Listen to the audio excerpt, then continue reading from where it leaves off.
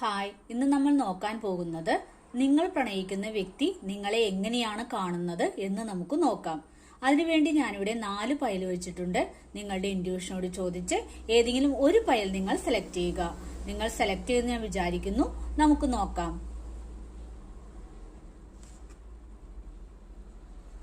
നിങ്ങൾ ആദ്യത്തെ പയലാണ് സെലക്ട് ചെയ്തെങ്കിൽ നിങ്ങൾ പ്രണയിക്കുന്ന വ്യക്തി നിങ്ങളിൽ എപ്പോഴും ഒരു ആധിപത്യം പുലർത്താൻ സ്ഥാപിക്കുന്ന ഒരു വ്യക്തിയാണ്.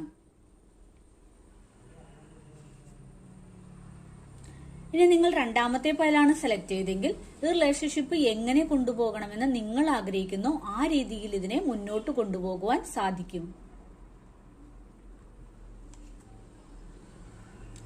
ഇനി നിങ്ങൾ മൂന്നാമത്തെ പയലാണ് സെലക്ട് ചെയ്തെങ്കിൽ നിങ്ങൾ പ്രണയിക്കുന്ന വ്യക്തി നിങ്ങളെ എല്ലാ തരത്തിലും എല്ലാ ഗുണങ്ങളും തികഞ്ഞ ഒരു വ്യക്തിയായിട്ടാണ് ആ വ്യക്തി നിങ്ങളെ കാണുന്നത്.